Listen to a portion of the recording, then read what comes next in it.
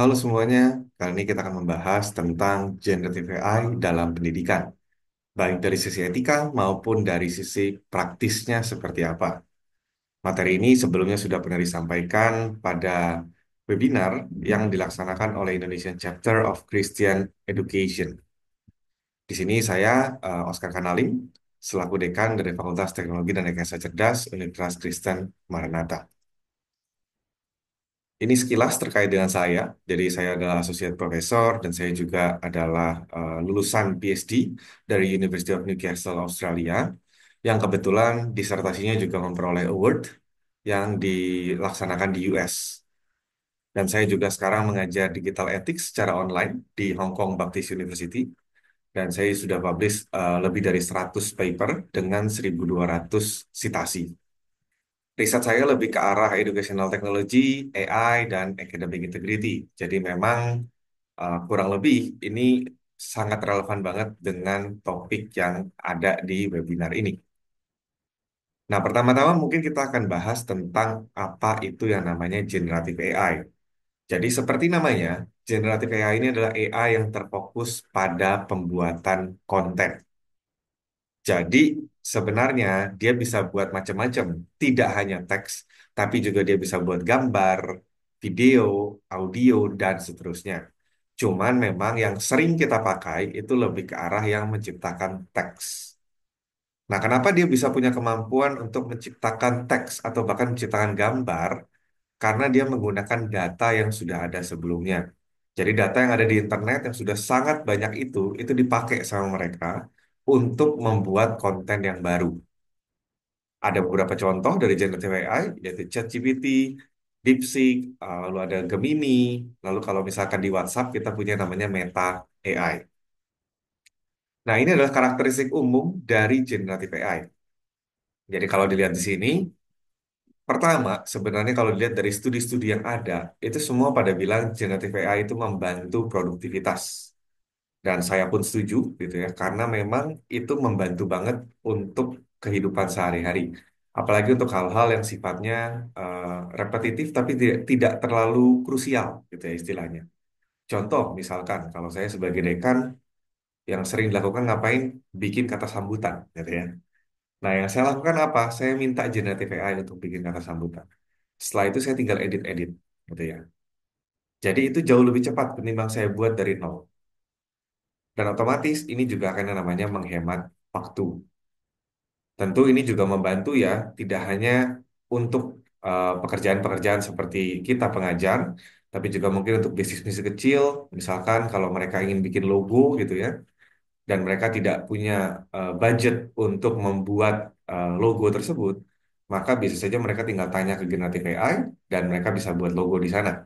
Walaupun ya memang ini ranah abu-abu ya, kadang-kadang bisa dibilang boleh, kadang-kadang juga tidak. Nah, lalu biasanya generative AI itu menyajikan informasi dengan mudah. Jadi cukup mudah untuk dipahami. Bahkan kalau ada yang kurang jelas, kita bisa nanya. Bagian yang ini dijelasin dong lebih detail gitu ya. Jadi ini sangat membantu sekali untuk kita, terutama untuk pengajaran dan pembelajaran. Tapi tentu saja ada yang namanya kekurangan dari generative AI. Jadi pertama yang pasti dia tidak kreatif sama sekali gitu ya. Kenapa dibilang tidak kreatif? Karena dia mendasarkan jawaban itu dari data yang sudah ada. Jadi, kalau kita lihat kan data yang sudah ada tuh hasil dari pemikiran orang-orang pada masa lalu gitu.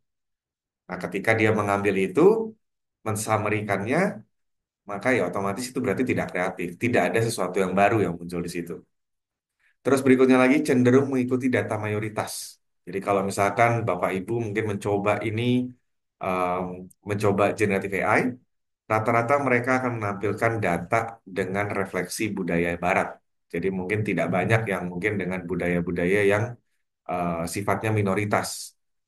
Kecuali memang kalau datanya cukup ya untuk hal itu. Lalu biasanya generative AI ini kurang teliti.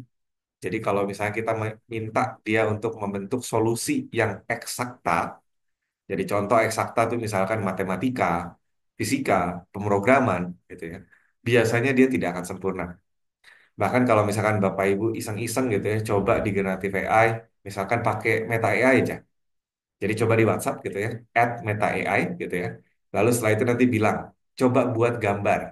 Nah, coba di situ kalau ibu atau bapak kasih instruksi yang detail aja gitu ya, pasti ada satu atau dua yang hilang. Jadi kadang kalau aku pernah lihat beberapa aplikasi generative AI yang membuat gambar gitu ya, misalkan anggaplah contoh kayak kalau yang lagi rame kemarin kan mengubah gambar jadi kartun Ghibli gitu ya. Nah itu kan kalau dilihat em, kadang-kadang ada errornya. Jadi misalkan orang yang tangannya dua jadi tangannya tiga gitu kan. Nah dan itu umum gitu ya. Itu bukan horor tapi itu memang umum gitu ya, kesalahan dari generative AI. Akibatnya apa? Akibatnya jadi sebenarnya semua yang dihasilkan oleh generative AI itu perlu divalidasi. Jadi tidak boleh dipakai mentah-mentah gitu ya. Ini karakteristik umum dari generative AI. Biasanya dari karakteristik ini kita akan berangkat ke bagaimana kita menghadapi atau menindaklanjuti terkait dengan generative AI. Ada tiga kategori sebenarnya, baik pengajar maupun siswa itu rata-rata punya tiga kategori. Pertama ada kategori pertama yaitu yang kita bisa sebut dengan kategori yang konvensional. Jadi tidak menggunakan generative AI sama sekali. Jadi yang merasa apa sih generative AI? Mungkin cuma sekedar hype, mungkin cuma sekedar lewat doang, nanti juga nggak rame lagi gitu ya. Mungkin kayak contoh dulu pas kita COVID-19 gitu kan, ada pembelajaran online gitu kan. Kan udah lewat, sekarang kan udah mulai lagi kembali ke onsite gitu kan. Nah, ada yang model begini. Nah, biasanya ini tipe-tipe yang memang sebenarnya kemampuan berpikirnya cukup bagus gitu ya biasanya ya. Jadi memang dia merasa ya tidak perlu bantuan ya terkait dengan generatif AI ini. Ada juga yang kedua, jadi yang kedua ini lebih tipenya oportunis. Jadi kalau oportunis itu artinya apa? Dia melihat peluang. Oh, ada gen AI. Ya sudah saya pakai. Tapi saking oportunisnya, jadi dipakai terus-menerus. Akibatnya apa? Over reliance. Jadi dia terlalu bergantung sama generative AI. Nanti misalkan amit-amit ya, generative AI jadi semuanya berbayar, atau mungkin generative AI tiba-tiba mati gitu ya. Dia jadi tidak bisa mengerjakan segala hal karena dia terbiasa menggunakan generatif AI. Sama kayak kita mungkin sebenarnya sekarang ya, kita generasi yang sudah terlalu biasa menggunakan internet. Kita begitu tidak ada internet, kita banyak hal yang akhirnya tidak bisa kita kerjakan gitu. Nah, ada juga yang ketiga, yaitu yang di tengah-tengah di antara yang pertama dan yang kedua. Di tengah-tengah di antara konvensional dan oportunis, yaitu selektif dan bijak dalam penggunaan generatif AI. Dan saya rasa ini yang rata-rata kita ingin tuju. Kita pengennya selektif dan bijak.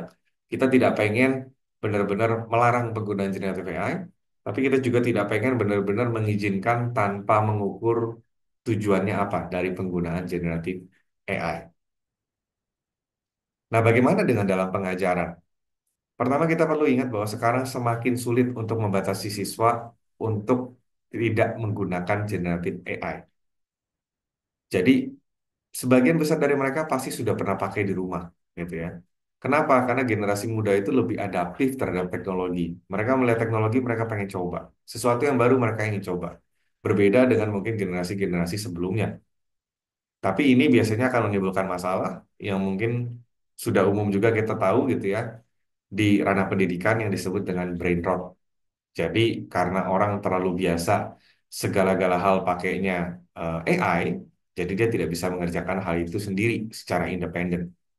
Dan itu adalah dampak negatifnya. Nah, lalu apa yang harus kita lakukan? Gitu kan. Nah, ini regulasi AI di universitas saya, gitu ya. Dan ini sebenarnya ditarik dari etika umum dan beberapa aturan-aturan yang sudah ada terkait dengan AI. Kalau saya bisa singkatkan, itu kurang lebih cuma seperti ini. Tidak mengizinkan penggunaan generatif AI kecuali jika disebutkan sebaliknya. Kenapa nggak secara default mengizinkan aja gitu kan? Kecuali kalau dilarang gitu ya.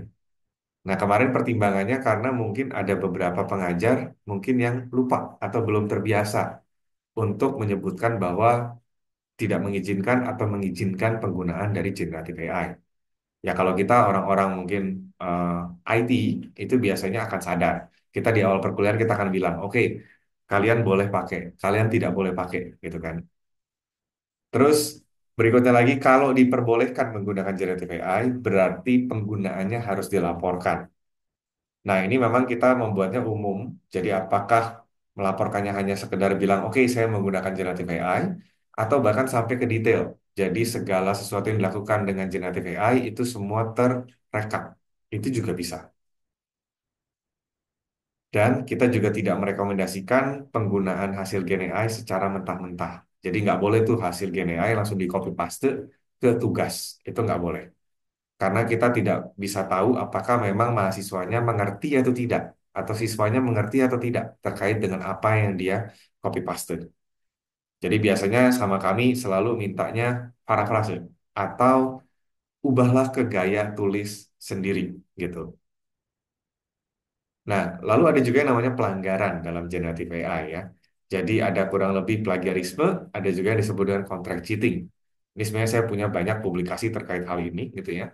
Jadi plagiarisme, kenapa sih Gen AI penyalahgunanya disebutkan plagiarisme? Karena kita ketika ambil hasil Gen AI, kita nggak tahu sumber datanya. Dan kita tidak bisa mensitasi sumber datanya secara langsung. Dan kalau kita tidak jujur terkait dengan penggunaan generative AI, itu jadi plagiarisme. Gitu. Tapi kalau kita menggunakan, lalu kita sumber aslinya kita sitasi, itu seharusnya tidak masalah. Sekarang kalau dilihat, mulai tahun 2025, itu beberapa versi Gen AI sudah menyediakan sumbernya. Jadi dia kasih tahu, ini sumbernya dari mana. Saya ambil hasil ini dari mana. Gitu. Terus, pelanggaran kedua bisa juga dianggap sebagai contract cheating, atau istilahnya kita bayar orang untuk mengerjakan tugas kita. Jadi kita bayar Gen AI ya untuk menyelesaikan tugas kita. Ya, bayarnya bisa macam-macam. Kalau kita pakai aplikasi free, berarti yang kita kasih apa? Data, gitu ya. Tapi kalau misalkan kita aplikasi berbayar, berarti jelas yang kita kasih adalah uang, gitu. Nah, sekarang mungkin saya akan masuk ke sharing pengalaman aja ya, biar lebih enak. Jadi kalau mungkin teori-teori mungkin sudah banyak ya bisa kita temukan di internet, gitu ya. Pengalaman saya dulu pernah mengajar pemrograman dasar, gitu kan. Jadi pemrograman dasar tuh kayak belajar matematika dasar lah ya istilahnya gitu ya. Nah di situ tugas-tugasnya semua simple. Tugas-tugasnya semua simple. Karena simple, maka Gen AI tidak diizinkan untuk dipakai. Kenapa? Karena tujuan pembelajaran dari mata kuliah ini adalah memberikan pengalaman untuk membuat program secara independen. Jadi, kalau kita kasih akses ke generative AI, maka anaknya tidak akan bisa membuat program secara independen. Sama mungkin kayak dulu ketika di SD gitu ya ngajarin matematika, itu kan kita tidak langsung kasih kalkulator kan, gitu kan. Walaupun kita tahu sebenarnya pakai kalkulator lebih gampang gitu. Tapi kita tidak langsung kasih. Kenapa? Karena kita pengen memberikan pengalaman mereka untuk menghitung secara manual dari nol. Tapi tentu kalau misalkan kita melarang penggunaan generative AI, ya berarti kita juga harus ada supervisi ya. Kita harus ada supervisi yang ketat untuk melihat hal ini gitu. Dan kita juga harus ada deteksi kalau misalkan ada yang menggunakan generative AI berarti dianggap nyontek. Ya sama lah kayak kita kalau di apa matematika dasar di SD gitu kan. Ketika sebelum masuk kelas untuk ujian, kita cek ada yang bawa kalkulator apa enggak gitu kan. Kalau yang bawa kita cabut kalkulatornya gitu kan. Nah, kenapa kita perlu melarang? Ya tergantung jadi tadi ya, tergantung dari learning objektifnya. Jadi kebetulan yang di sini pemrograman dasar learning objektifnya adalah untuk membuat program secara independen. Ya berarti kita tidak bisa dong kasih generatif AI. Terus yang kedua, pengalaman saya pernah ngajar teknik komunikasi bahasa Inggris, gitu ya. Nah di sini saya lebih kreatif, jadi mahasiswa itu saya bagi jadi dua kelompok, kelompok ganjil sama kelompok genap. Nah yang genap itu boleh pakai generative AI di minggu genap, yang ganjil boleh pakai generative AI di minggu ganjil. Kenapa saya melakukan ini? Supaya mereka tahu rasanya pakai generative AI dan rasanya tidak pakai generative AI. Jadi mereka bisa compare dan mereka bisa melihat oh karakteristik dari generative AI jawabannya kayak gimana sih? Bedanya sama jawaban saya sendiri gimana gitu. Terus di situ juga saya menerapkan beberapa tugas yang secara eksplisit menjelaskan karakteristik dari Gen AI. Contoh ada beberapa tugas yang saya minta secara eksplisit cari data tentang hal ini misalkan. Lalu verifikasi. Nah, jadi mereka sadar bahwa oh ya ternyata generative AI mungkin kadang-kadang tidak sesuai. Terus analisis juga sama. Oh, kadang-kadang ternyata analisis juga tidak sempurna gitu. Dan ini memang goal utamanya adalah mencegah over reliance. Jadi mereka paham terkait dengan generative AI, tapi juga mereka paham kalau ada waktu mereka tidak bisa menggunakan, mereka tetap bisa menyelesaikan masalah yang ada. Ketiga, kecerdasan mesin. Jadi waktu itu ada mata kuliah namanya kecerdasan mesin, ya bahasa gampangnya mirip AI gitu ya. Nah, di sini karena mata kuliahnya AI, maka tentu tidak ramai dong kalau kita melarang penggunaan AI.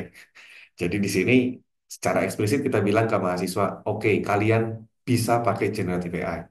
Bahkan harus. Jadi tanya dulu ke generative AI sebelum bertanya ke pengajar atau asisten. Jadi kalau ada yang tidak dimengerti, tanya dulu ke generative AI. Sampai di sana tidak bisa dijawab, baru asisten atau dosen turun tangan. Terus mereka boleh nih ngambil solusi dari generative AI selama disesuaikan dengan gaya penulisan masing-masing.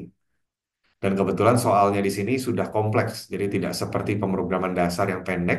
Ini kompleks, jadi biasanya kalau sekali prompt ke generative AI, nggak akan ketemu jawabannya. Pasti harus ada yang dimodifikasi. Gunanya apa sih seperti ini? Kenapa kita harus maksain mereka pakai generative AI? Ya tujuannya supaya mereka belajar bagaimana berinteraksi dengan generative AI dan mereka juga bisa tahu karakteristiknya. Kembali lagi, mirip ya seperti goal di pengalaman sebelumnya. Berikutnya, di situ saya juga pernah ngajar sains data, tapi untuk program studi manajemen, bukan IT. Karena di sini pemrograman bukan kompetensi utama dari mahasiswa manajemen, maka saya minta siswa untuk membuat program itu dengan generative AI. Jadi saya nggak pernah minta mereka untuk buat program dari nol, nggak pernah. Saya selalu bilang pakai generative AI dulu, setelah itu hasilnya kamu verifikasi, kamu ubah sesuai dengan kebutuhan kamu. Gitu. Jadi generative AI di sini saya pakai sebagai alat bantu untuk belajar sesuatu yang baru, untuk learning something new yang ada gitu. Dan karena itu bukan core competence, ya saya tidak masalah apakah mereka bisa membuat itu sendiri atau hanya bisa dengan bantuan generative AI. Nah, berikutnya ada juga yang sekarang lagi berjalan, yaitu pemrograman berorientasi objek. Jadi di sini siswa diperbolehkan bertanya pada generative AI, tapi tidak wajib. Jadi beda ya dengan kecerdasan mesin. Kalau di sini boleh nanya, tapi juga boleh tidak, gitu ya. Tapi semua solusi harus diparafrase sesuai dengan tulisan masing-masing. Dan soalnya memang tergolong yang tidak bisa diselesaikan secara default oleh generative AI. Kenapa harus seperti ini? Kenapa mereka diberi pilihan? Intinya sekarang kita sudah dalam fase melihat mereka lebih mature, gitu ya. Dan harapannya mereka bisa menyaring informasi apa yang perlu didapatkan dari generative AI tersebut. Seperti saja terkait dengan generative AI dari sisi etik maupun pengalaman-pengalaman yang saya miliki. Jika nanti ada pertanyaan, bisa menghubungi saya via email atau mungkin via LinkedIn. Terima kasih.